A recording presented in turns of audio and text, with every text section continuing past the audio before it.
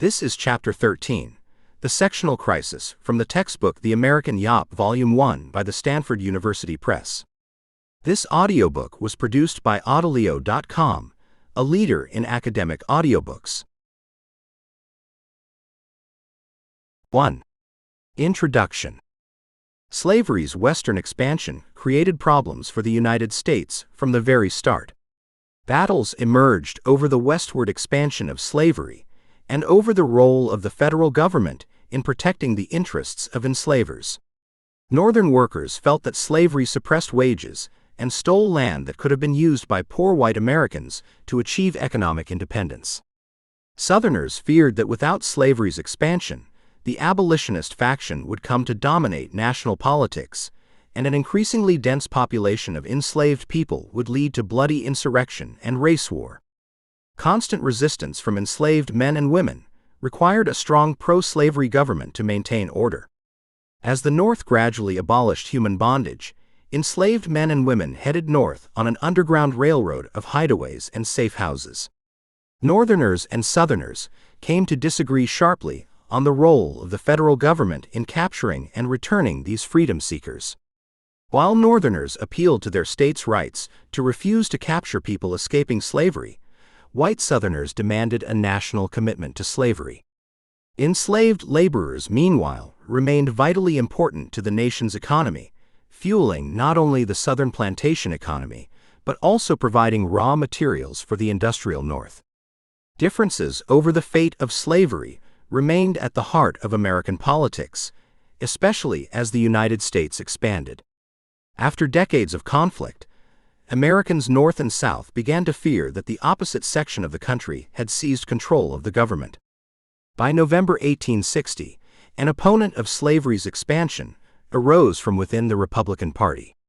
During the secession crisis that followed, fears nearly a century in the making at last devolved into bloody war.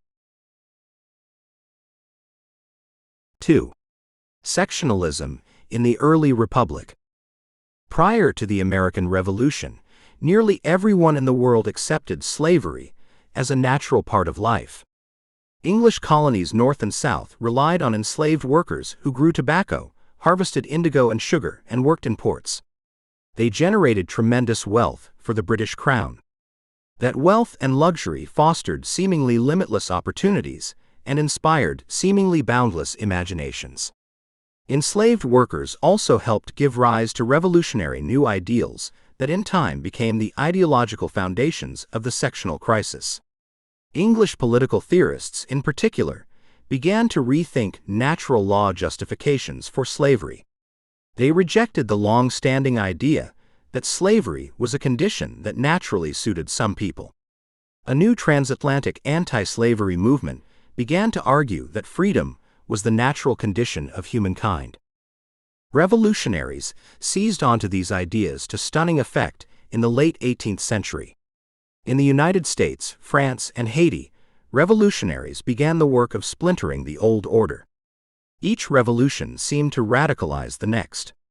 Bolder and more expansive declarations of equality and freedom followed one after the other.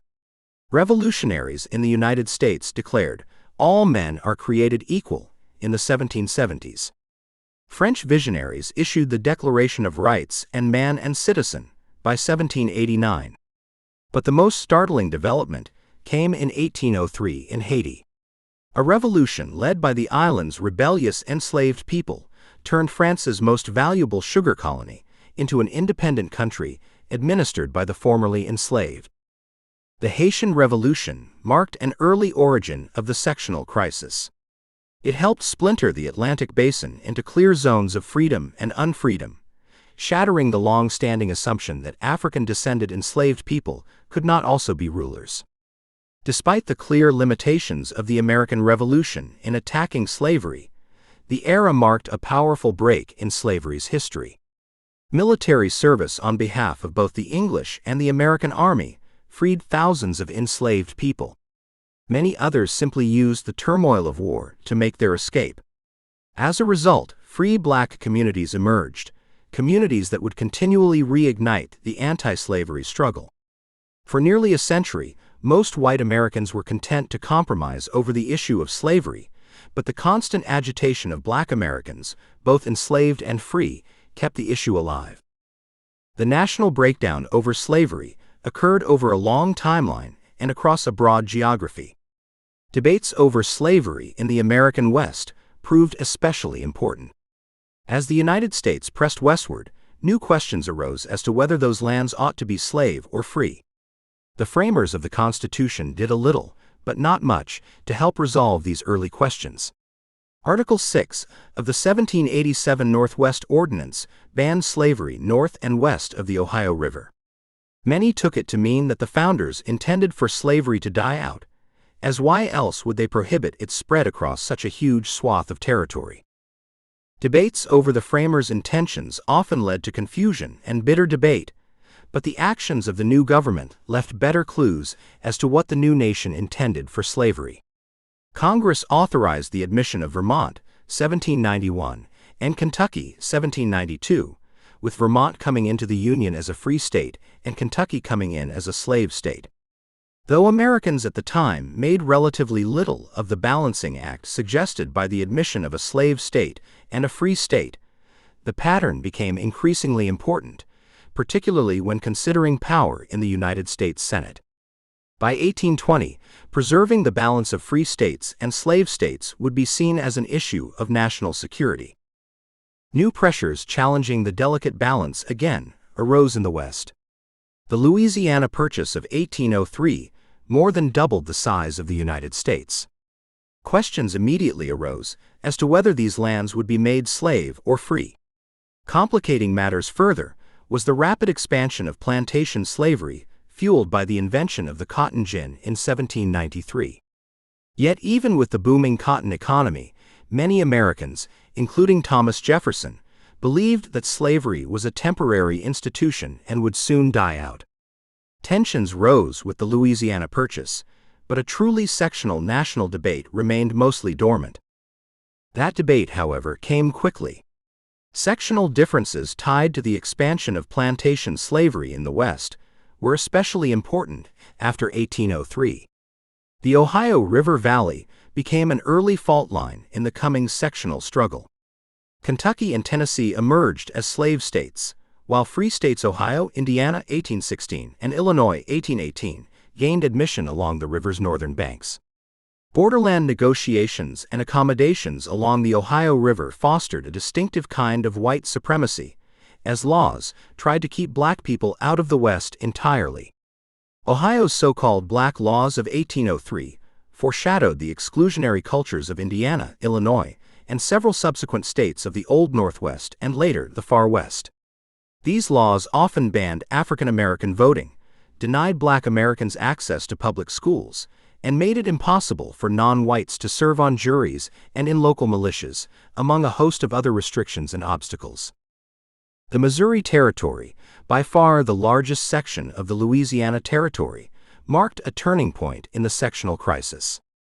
St. Louis, a bustling Mississippi River town filled with powerful enslavers, loomed large as an important trade headquarters for networks in the northern Mississippi Valley and the Greater West. In 1817, eager to put questions of whether this territory would be slave or free to rest, Congress opened its debate over Missouri's admission to the Union. Congressman James Talmadge of New York proposed laws that would gradually abolish slavery in the new state. Southern states responded with unanimous outrage, and the nation shuddered at an undeniable sectional controversy. Congress reached a compromise on Missouri's admission, largely through the work of Kentuckian Henry Clay. Maine would be admitted to the Union as a free state. In exchange, Missouri would come into the Union as a slave state. Legislators sought to prevent future conflicts by making Missouri's southern border at 36 degrees 30 feet the new dividing line between slavery and freedom in the Louisiana Purchase lands.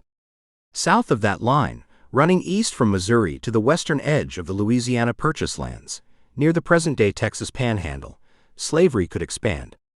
North of it, encompassing what in 1820 was still unorganized territory, there would be no slavery. The Missouri Compromise marked a major turning point in America's sectional crisis because it exposed to the public just how divisive the slavery issue had grown. The debate filled newspapers, speeches, and congressional records. Anti-slavery and pro-slavery positions from that point forward repeatedly returned to points made during the Missouri debates. Legislators battled for weeks over whether the constitutional framers intended slavery's expansion, and these contests left deep scars. Even seemingly simple and straightforward phrases like, "all men are created equal," were hotly contested all over again. Questions over the expansion of slavery remained open, but nearly all Americans concluded that the Constitution protected slavery where it already existed. Southerners were not yet advancing arguments that said slavery was a positive good, but they did insist during the Missouri debate that the framers supported slavery and wanted to see it expand. In Article I, Section 2, for example, the Constitution enabled representation in the South to be based on rules defining an enslaved person as 3/5 of a voter, meaning Southern white men would be overrepresented in Congress. The Constitution also stipulated that Congress could not interfere with the slave trade before 1808 and enabled Congress to draft fugitive slave laws. Anti-slavery participants in the Missouri debate argued that the framers never intended slavery to survive the Revolution, and in fact hoped it would disappear through peaceful means. The framers of the Constitution never used the word slave. Enslaved people were referred to as persons held in service, perhaps referring to English common law precedents that questioned the legitimacy of property in man. Anti-slavery activists also pointed out that while Congress could not pass a law limiting the slave trade before 1808, the framers had also recognized the flip side of the debate and had thus opened the door to legislating the slave trade's end once the deadline arrived. Language in the 10th Amendment, they claimed, also said slavery could be banned in the territories. Finally, they pointed to the Due Process Clause of the Fifth Amendment, which said that property could be seized through appropriate legislation. The bruising Missouri debates ultimately transcended arguments about the Constitution. They became an all-encompassing referendum on the American past, present, and future. Despite the furor, the Missouri crisis did not yet inspire hardened defenses of either slave or free labor. Those would come in the coming decades. In the meantime, the uneasy consensus forged by the Missouri debate managed to bring a measure of calm. The Missouri debate had also deeply troubled the nation's African Americans and Native Americans. By the time of the Missouri Compromise debate, both groups saw that whites never intended them to be citizens of the United States. In fact, the debates over Missouri's admission had offered the first sustained debate on the question of black citizenship, as Missouri's state constitution wanted to impose a hard ban on any future black migrants. Legislators ultimately agreed that this hard ban violated the U.S. Constitution, but reaffirmed Missouri's ability to deny citizenship to African Americans. Americans by 1820 had endured a broad challenge, not only to their cherished ideals, but also more fundamentally to their conceptions of self. 3. The crisis joined. Missouri's admission to the Union in 1821 exposed deep fault lines in American society. But the compromise created a new sectional consensus that most white Americans at least hoped would ensure a lasting peace. Through sustained debates and arguments, white Americans agreed that the Constitution could do little about slavery where it already existed, and that slavery, with the state of Missouri as the key exception, would never expand north of the 36 degrees 30 feet line. Once again, westward expansion challenged this consensus, and this time the results proved even more damaging. Tellingly, enslaved Southerners were among the first to signal their discontent. A rebellion led by Denmark Vesey in 1822 threatened lives and property throughout the Carolinas. The nation's religious leaders also expressed a rising discontent with the new status quo. The Second Great Awakening further sharpened political differences by promoting schisms within the major Protestant churches, schisms that also became increasingly sectional in nature. Between 1820 and 1846, sectionalism drew on new political parties, new religious organizations, and new reform movements. As politics grew more democratic, leaders attacked old inequalities of wealth and power, but in doing so many pandered to a unity under white supremacy. Slavery briefly receded from the nation's attention in the early 1820s, but that would change quickly. By the last half of the decade, slavery was back, and this time it appeared even more threatening. Inspired by the social change of Jacksonian democracy, white men, regardless of status, would gain not only land and jobs, but also the right to vote, the right to serve on juries, the right to attend public schools, and the right to serve in the militia and armed forces. In this post-Missouri context, leaders arose to push the country's new expansionist desires in aggressive new directions. As they did so, however, the sectional crisis again deepened.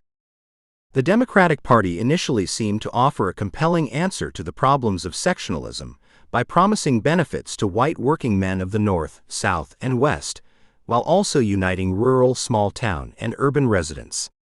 Indeed, huge numbers of Western, Southern, and Northern working men rallied behind Andrew Jackson during the 1828 presidential election.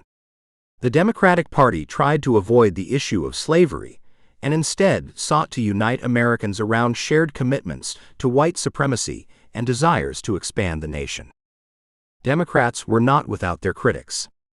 Northerners, seen as especially friendly to the South, had become known as doughfaces during the Missouri debates, and as the 1830s wore on, more and more dough-faced Democrats became vulnerable to the charge that they served the Southern slaving oligarchs better than they served their own Northern communities.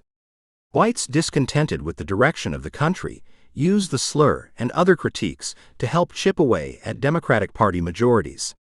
The accusation that Northern Democrats were lapdogs for Southern enslavers had real power. The Whigs offered an organized major party challenge to the Democrats. Whig strongholds often mirrored the patterns of westward migrations out of New England.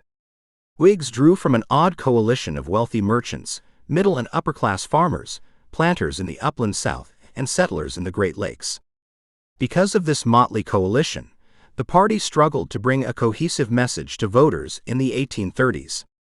Their strongest support came from places like Ohio's Western Reserve, the rural and Protestant-dominated areas of Michigan, and similar parts of Protestant and small-town Illinois, particularly the fast-growing towns and cities of the state's northern half.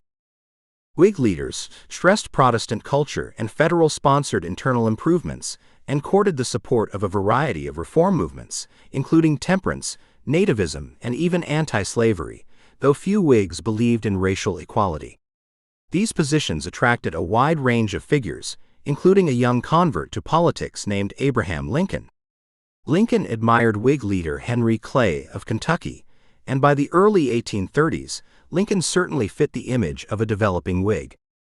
A veteran of the Black Hawk War, Lincoln had relocated to New Salem, Illinois, where he worked a variety of odd jobs, living a life of thrift, self-discipline, and sobriety as he educated himself in preparation for a professional life in law and politics.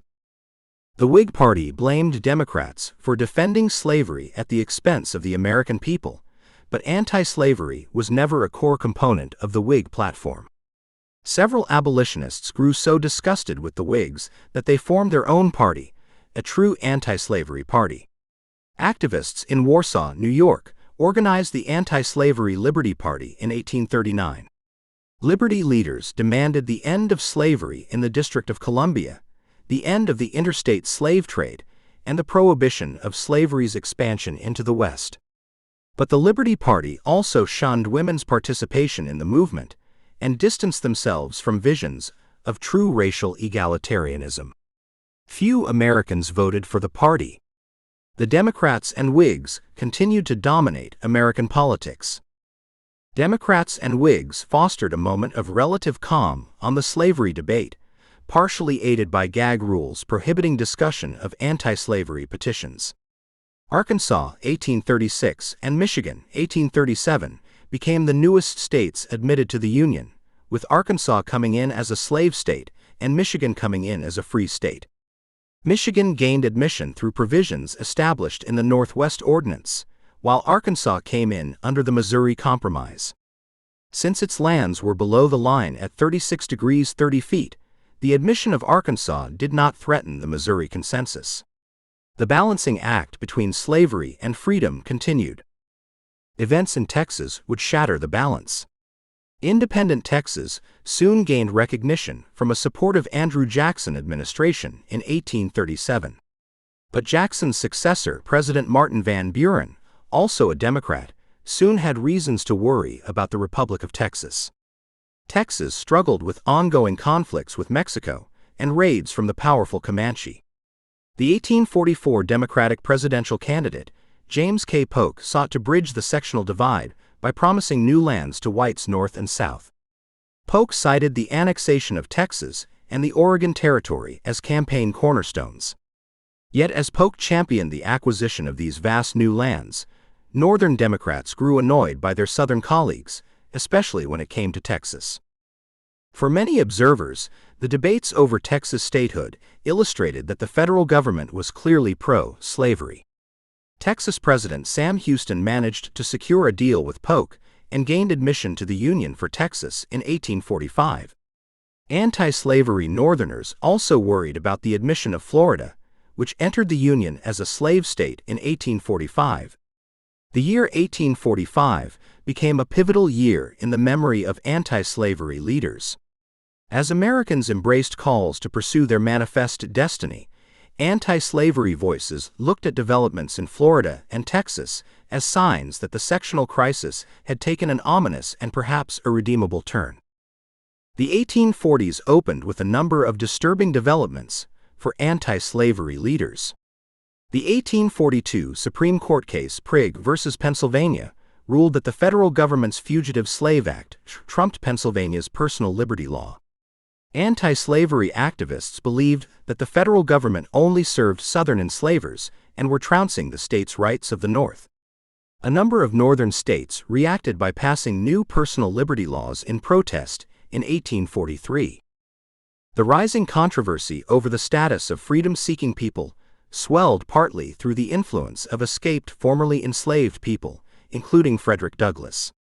Douglass's entrance into Northern politics marked an important new development in the nation's coming sectional crisis.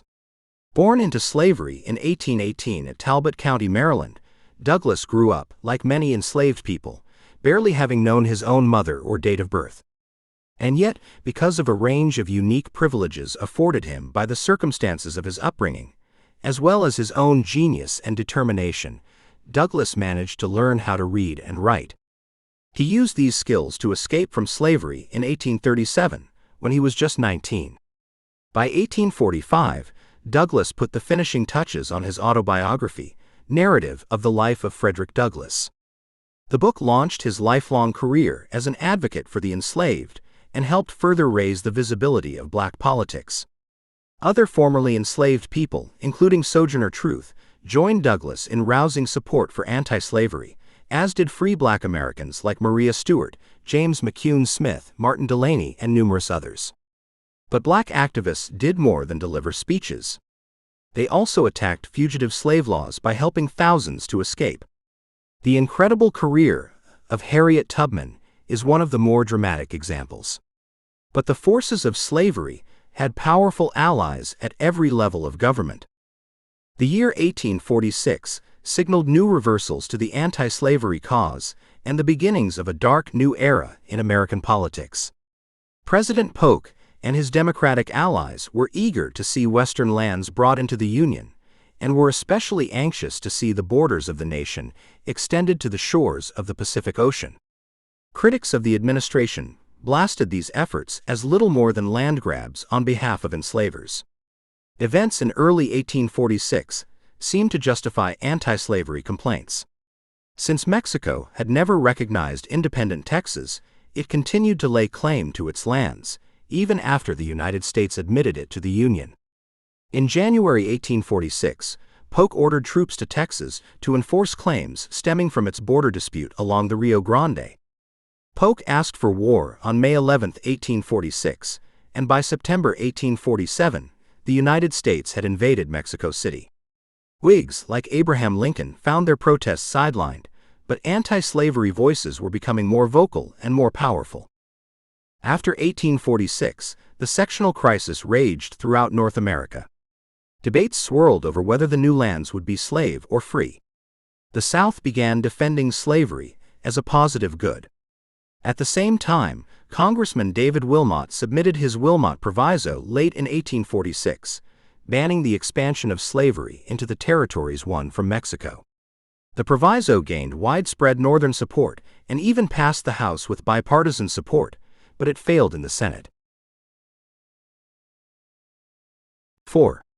Free soil, free labor, free men. The conclusion of the Mexican War led to the 1848 Treaty of Guadalupe Hidalgo. The treaty infuriated anti-slavery leaders in the United States. The spoils of war were impressive, but it was clear they would help expand slavery. Anti-slavery activists, who already judged the Mexican War an enslaver's plot, vowed that no new territories would be open to slavery. But knowing that the Liberty Party was also not likely to provide a home to many moderate voters, leaders fostered a new and more competitive party, which they called the Free Soil Party. Anti-slavery leaders had thought that their vision of a federal government divorced from slavery might be represented by the major parties in that year's presidential election. But both the Whigs and the Democrats nominated candidates hostile to the anti-slavery cause. Left unrepresented, anti-slavery Free Soil leaders swung into action. Demanding an alternative to the pro-slavery status quo, Free Soil leaders assembled so-called conscience Whigs, the remnants of the Liberty Party, and anti-slavery Democrats.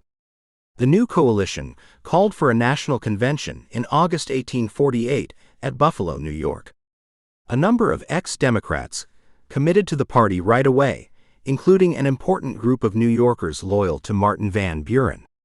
The Free Soil Party's platform bridged the Eastern and Western leadership together and called for an end to slavery in Washington, D.C., and a halt on slavery's expansion in the territories. The Free Soil movement hardly made a dent in the 1848 presidential election, but it drew more than 4 times the popular vote won by the Liberty Party earlier. It was a promising start. In 1848, Free Soil leaders claimed just 10% of the popular vote, but won over a dozen House seats and even managed to win 1 Senate seat in Ohio, which went to Salmon P. Chase. In Congress, Free Soil members had enough votes to swing power to either the Whigs or the Democrats. The admission of Wisconsin as a free state in May 1848 helped cool tensions after the Texas and Florida admissions. Meanwhile, news from a number of failed European revolutions alarmed American reformers, but as exiled radicals filtered into the United States, a strengthening women's rights movement also flexed its muscle at Seneca Falls, New York. Led by figures such as Elizabeth Cady Stanton and Lucretia Mott, women with deep ties to the abolitionist cause, it represented the first of such meetings ever held in U.S. history. Frederick Douglass also appeared at the convention and took part in the proceedings, where participants debated the declaration of sentiments, grievances, and resolutions. By August 1848, it seemed plausible that the Free Soil movement might tap into these reforms and build a broader coalition. In some ways, that is precisely what it did. But come November, the spirit of reform failed to yield much at the polls. Whig candidate Zachary Taylor bested Democrat Lewis Cass of Michigan. The upheavals of 1848 came to a quick end.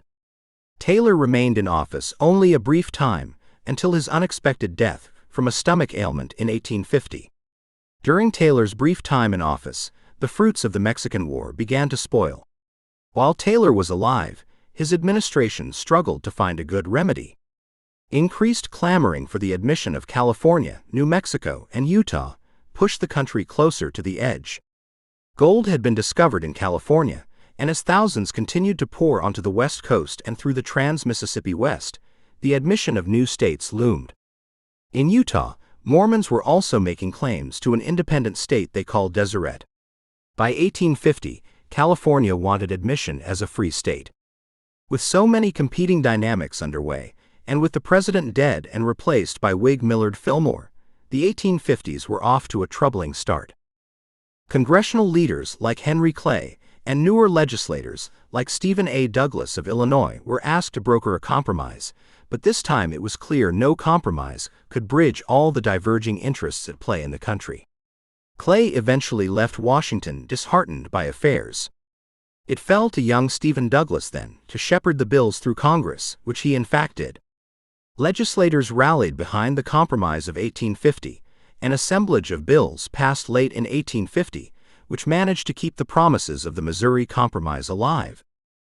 The Compromise of 1850 tried to offer something to everyone, but in the end it only worsened the sectional crisis.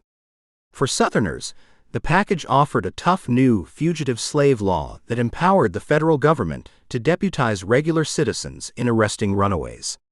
The New Mexico Territory and the Utah Territory would be allowed to determine their own fates as slave or free states based on popular sovereignty.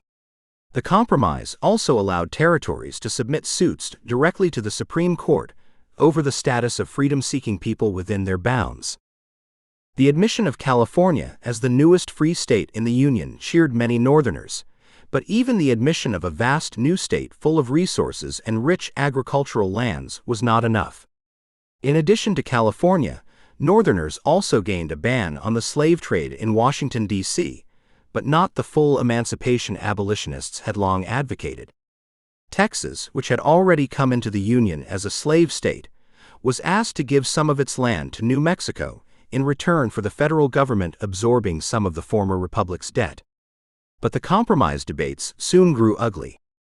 After the Compromise of 1850, anti-slavery critics became increasingly certain that enslavers had co-opted the federal government, and that a Southern slave power secretly held sway in Washington, where it hoped to make slavery a national institution. These Northern complaints pointed back to how the 3/5 Compromise of the Constitution gave Southerners proportionally more representatives in Congress. In the 1850s, anti-slavery leaders increasingly argued that Washington worked on behalf of enslavers while ignoring the interests of white working men. None of the individual measures in the Compromise of 1850 proved more troubling to anti-slavery Americans than the Fugitive Slave Act. In a clear bid to extend slavery's influence throughout the country, the act created special federal commissioners to determine the fate of alleged fugitives without benefit of a jury trial or even court testimony. Under its provisions, local authorities in the North could not interfere with the capture of fugitives. Northern citizens, moreover, had to assist in the arrest of fugitives when called upon by federal agents. The Fugitive Slave Act created the foundation for a massive expansion of federal power, including an alarming increase in the nation's policing powers. Many Northerners were also troubled by the way the bill undermined local and state laws. The law itself fostered corruption and the enslavement of free black Northerners. The federal commissioners who heard these cases were paid $10 if they determined that the defendant was enslaved, and only $5 if they determined he or she was free. Many black Northerners responded to the new law by heading farther north to Canada. The 1852 presidential election gave the Whigs their most stunning defeat and effectively ended their existence as a national political party. Whigs captured just 42 of the 254 electoral votes needed to win. With the Compromise of 1850 and plenty of new lands, peaceful consensus seemed to be on the horizon. Anti-slavery feelings continued to run deep, however. One measure of the popularity of anti-slavery ideas came in 1852 when Harriet Beecher Stowe published her best-selling anti-slavery novel, Uncle Tom's Cabin. Sales for Uncle Tom's Cabin were astronomical, eclipsed only by sales of the Bible. The book became a sensation and helped move anti-slavery into everyday conversation for many Northerners. Despite the powerful anti-slavery message, Stowe's book also reinforced many racist stereotypes. Even abolitionists struggled with the deeply ingrained racism that plagued American society. While the major success of Uncle Tom's Cabin bolstered the abolitionist cause, the terms outlined by the Compromise of 1850 appeared strong enough to keep the peace. Democrats by 1853 were badly splintered along sectional lines over slavery, but they also had reasons to act with confidence. Voters had returned them to office in 1852, following the bitter fights over the Compromise of 1850.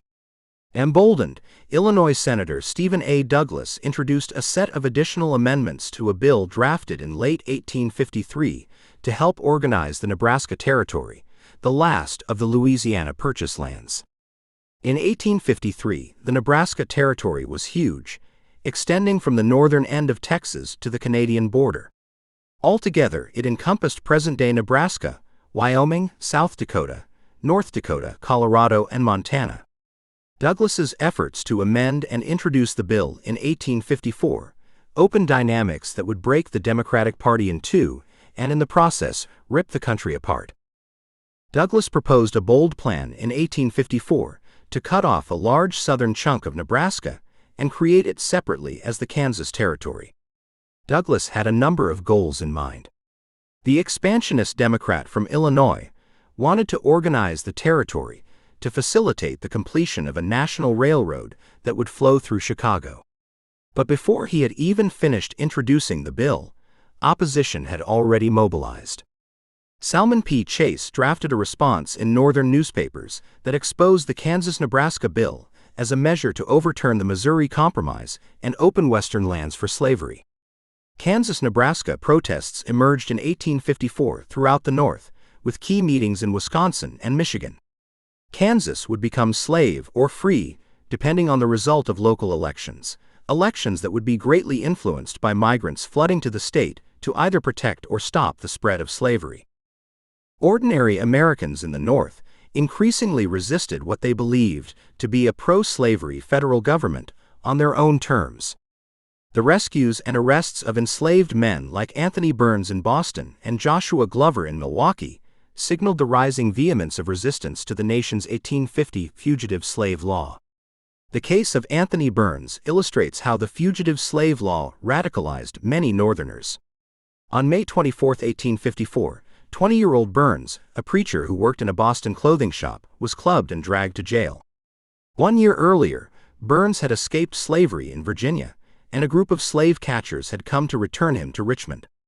Word of Burns's capture spread rapidly through Boston, and a mob gathered outside the courthouse demanding Burns's release. 2 days after the arrest, the crowd stormed the courthouse and shot a deputy U.S. Marshal to death. News reached Washington, and the federal government sent soldiers. Boston was placed under martial law. Federal troops lined the streets of Boston as Burns was marched to a ship, where he was sent back to slavery in Virginia.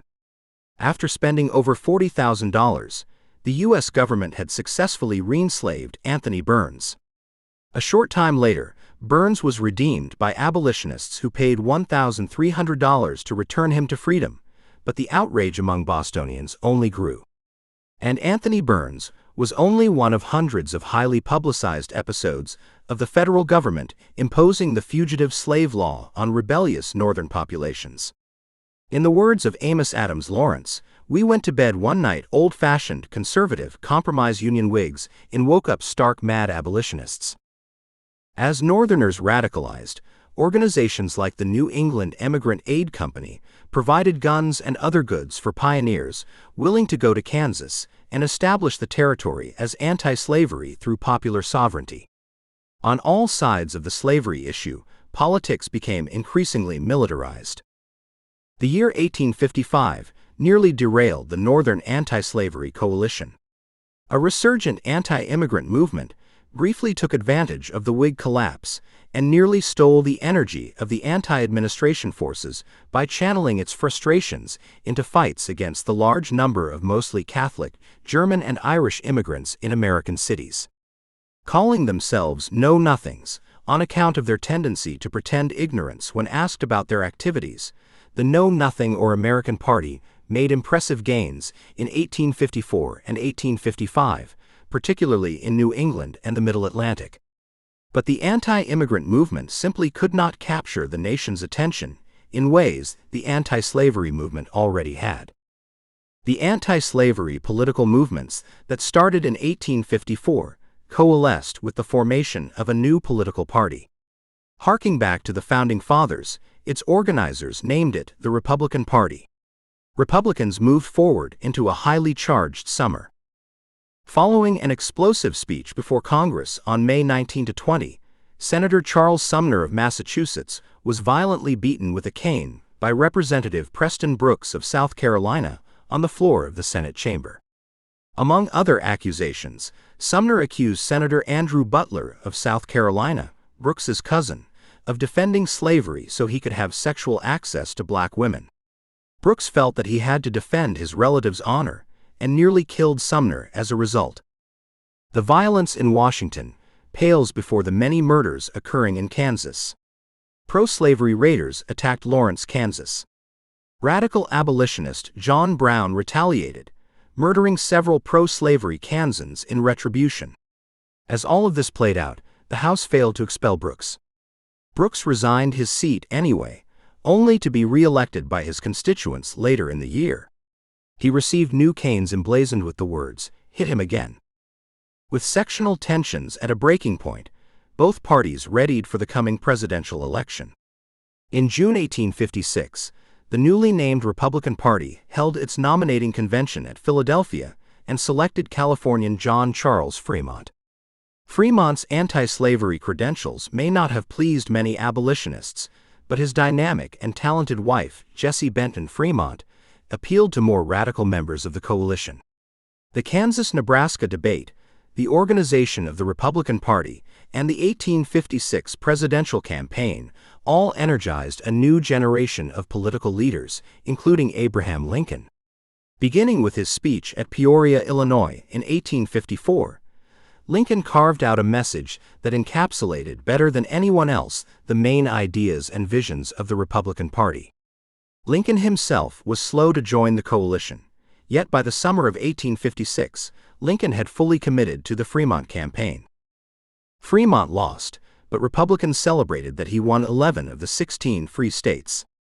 This showing, they urged, was truly impressive for any party making its first run at the presidency. Yet Northern Democrats in crucial swing states remained unmoved by the Republican Party's appeals.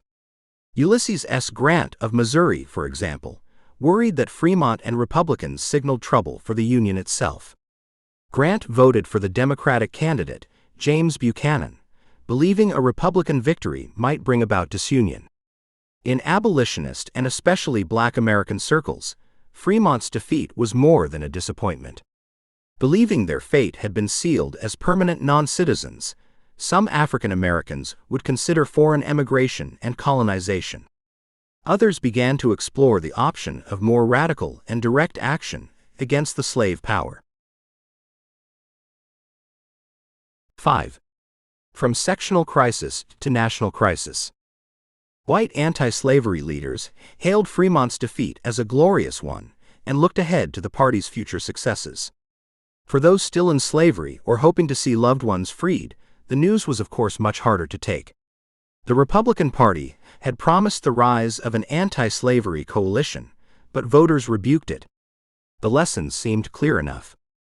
Kansas loomed large over the 1856 election, darkening the national mood.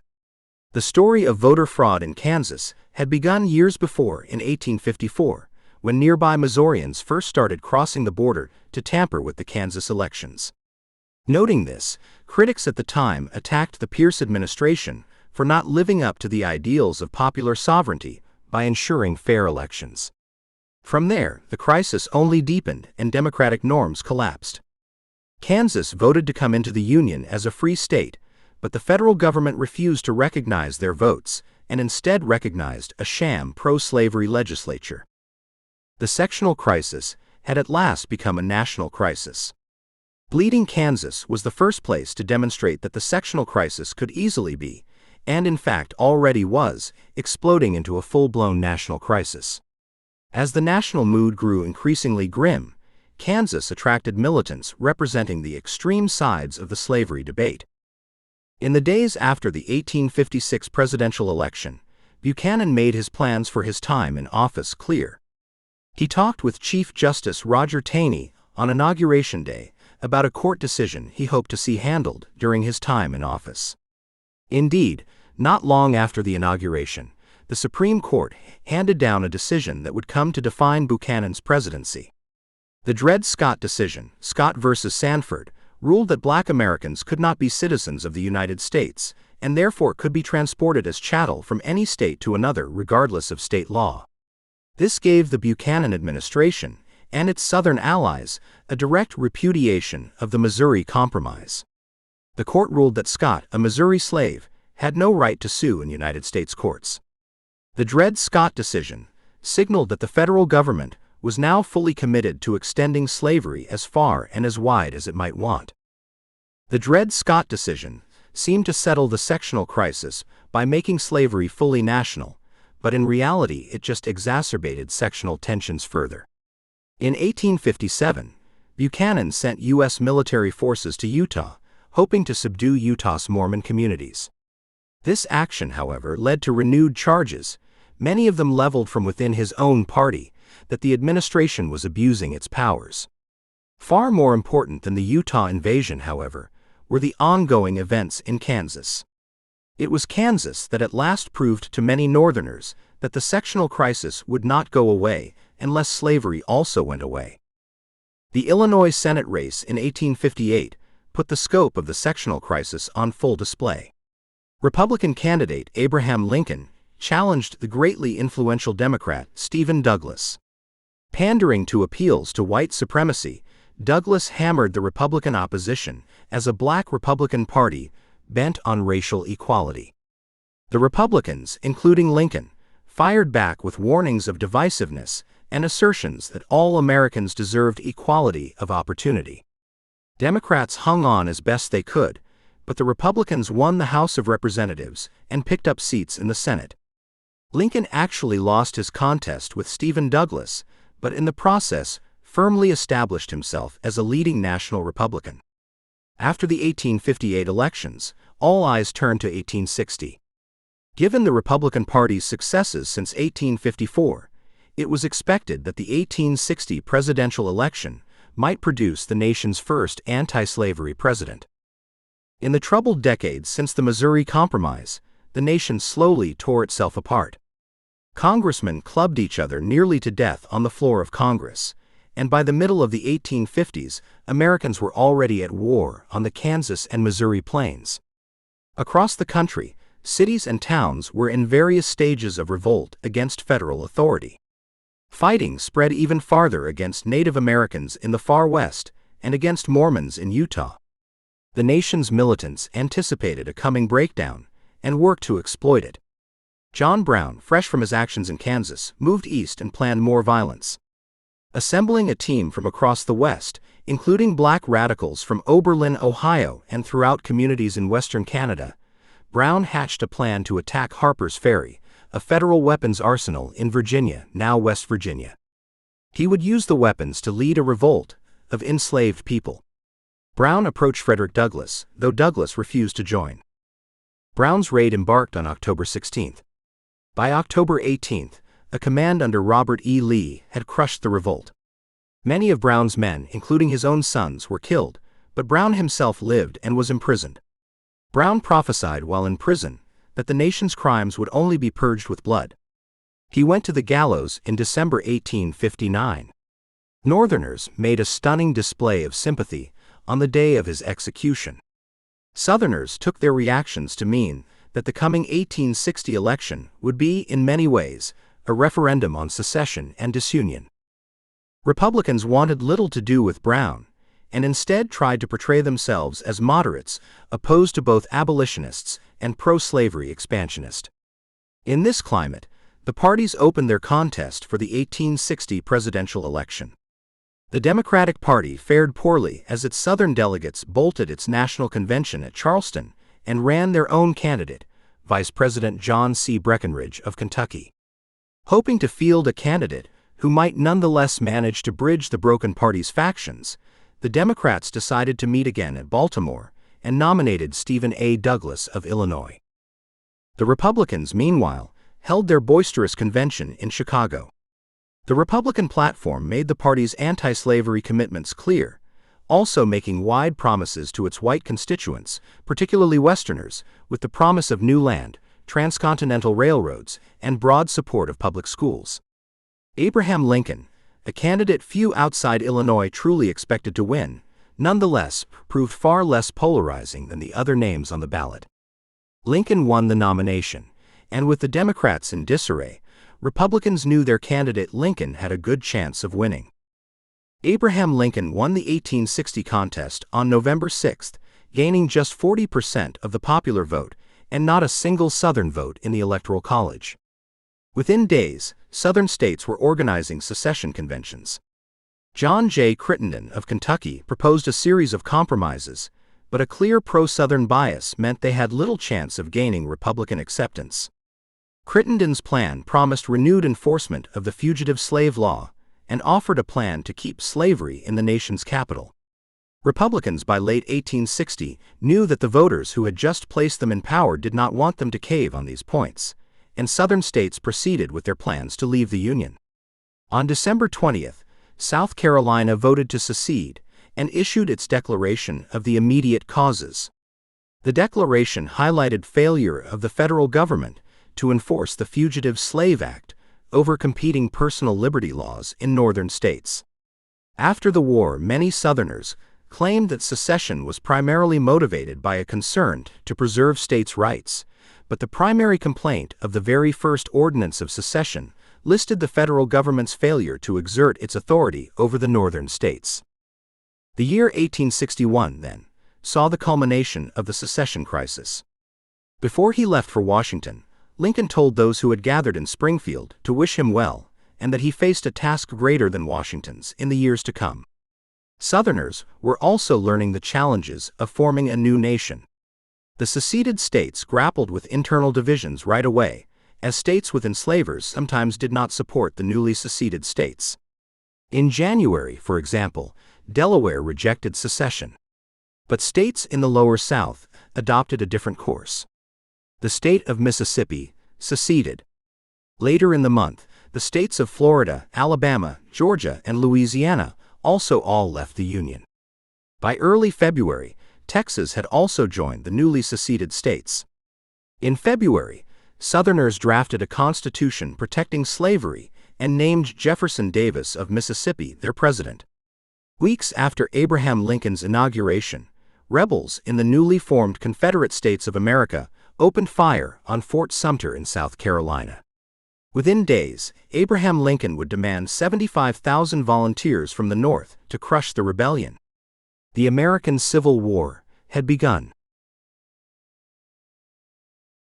6. Conclusion. Slavery had long divided the politics of the United States. In time, these divisions became both sectional and irreconcilable. The first and most ominous sign of a coming sectional storm occurred over debates surrounding the admission of the state of Missouri in 1821. As westward expansion continued, these fault lines grew even more ominous, particularly as the United States managed to seize even more lands from its war with Mexico. The country seemed to teeter ever closer to a full-throated endorsement of slavery. But an anti-slavery coalition arose in the middle 1850s, calling itself the Republican Party. Eager to cordon off slavery and confine it to where it already existed, the Republicans won the presidential election of 1860 and threw the nation on the path to war. Throughout this period, the mainstream of the anti-slavery movement remained committed to a peaceful resolution of the slavery issue through efforts understood to foster the ultimate extinction of slavery in due time. But as the secession crisis revealed, the South could not tolerate a federal government working against the interests of slavery's expansion and decided to take a gamble on war with the United States. Secession, in the end, raised the possibility of emancipation through war, a possibility most Republicans knew, of course, had always been an option, but one they nonetheless hoped would never be necessary. By 1861, all bets were off, and the fate of slavery and of the nation depended on war. This has been Chapter 13, The Sectional Crisis, from the textbook The American Yawp, Volume 1 by the Stanford University Press. This audiobook was produced by Audileo.com, a leader in academic audiobooks.